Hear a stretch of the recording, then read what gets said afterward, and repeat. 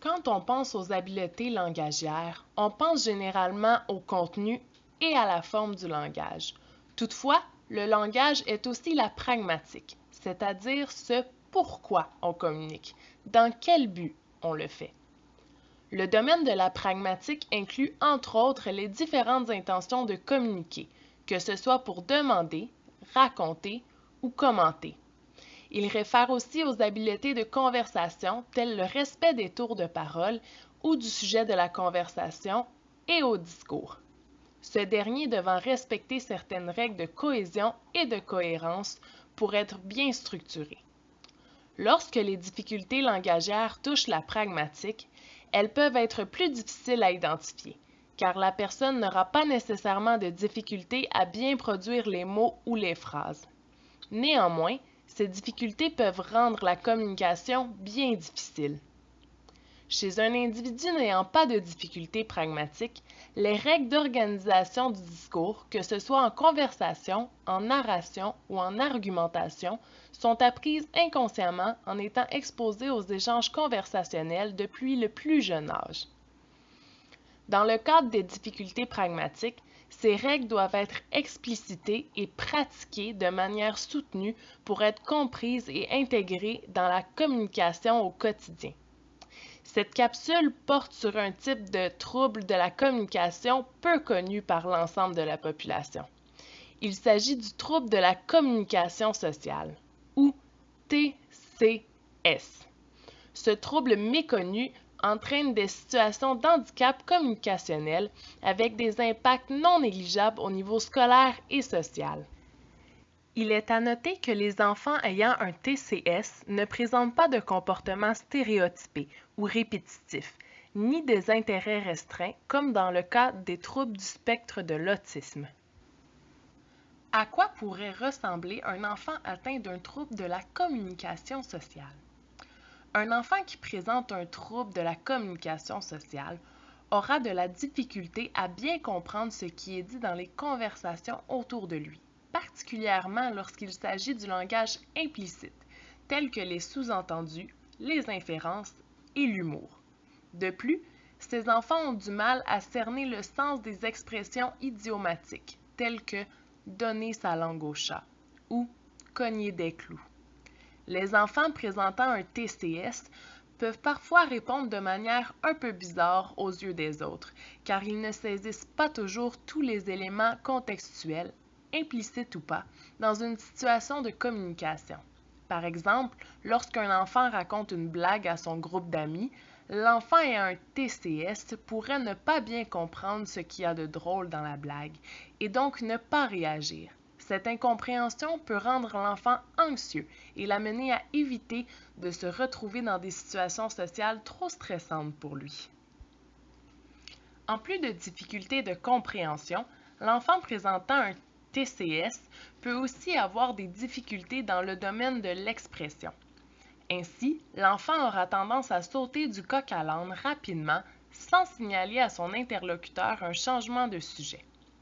Il pourrait aussi revenir toujours sur un même sujet qui n'intéresse pas la personne à laquelle il parle, ou parler trop et donner beaucoup trop de détails, ou au contraire, parler très peu, fournissant une quantité insuffisante d'informations à son interlocuteur. Il se peut aussi que les enfants avec TCS ne tiennent pas compte des connaissances d'autrui et fassent référence à des sujets ou à des personnes qui ne sont pas connues par leur interlocuteur.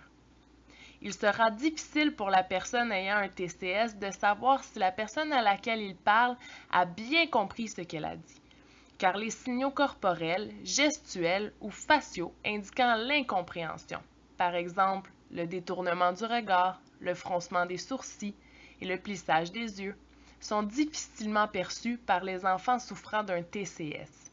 De plus, ces enfants éprouvent souvent de la difficulté à cerner les émotions d'autrui, ce qui peut parfois les faire paraître comme étant apathiques ou inadéquats.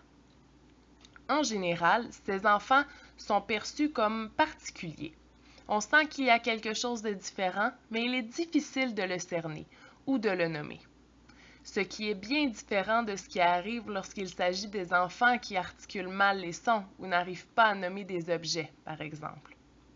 Heureusement, il existe des professionnels compétents pouvant diagnostiquer et traiter les cas de TCS. Il s'agit des orthophonistes, les spécialistes dans le domaine de la communication et ses troubles. Par ailleurs, après avoir visionné cette capsule, vous pourriez vous aussi contribuer à faciliter la communication dans le cadre des échanges avec une personne ayant des difficultés pragmatiques. Voici quelques astuces à appliquer. Premièrement, lors d'incompréhension durant les conversations, exprimez clairement cette incompréhension. Par exemple, là, tu me parles de Julie dans ton histoire, mais moi, je ne la connais pas. Qui est Julie? Deuxièmement, pour vous assurer de ce que l'enfant a compris, demandez toujours « Qu'est-ce que tu as compris ?» au lieu de « As-tu compris ?» de sorte à mieux cerner ce qui a été mal compris par l'enfant. Ainsi, lorsque vous lui donnez des consignes, posez-lui des questions et demandez-lui de résumer ce qu'on vient de dire. Troisièmement, rendez tout ce qui est dit le plus explicite possible. Par exemple, lorsque vous utilisez une expression telle « donner sa langue au chat », expliquez-lui que ceci veut dire ne pas savoir la réponse à la question posée, et non pas que l'on coupe notre langue pour la donner à un chat. Quatrièmement, soyez attentif aux réactions de l'enfant lors d'un échange pour détecter ses difficultés à comprendre le langage implicite, comme dans le cas des expressions idiomatiques, de l'humour ou des sous-entendus. Cinquièmement, aidez l'enfant à faire des déductions à l'aide des éléments du contexte. Et finalement, utilisez un schéma visuel ou un dessin pour raconter une histoire à partir d'un livre ou d'un film. En bref, n'hésitez pas à consulter une orthophoniste si vous souhaitez obtenir davantage d'informations sur le trouble de la communication sociale ou si vous avez des inquiétudes par rapport à un enfant que vous côtoyez. Bonne discussion!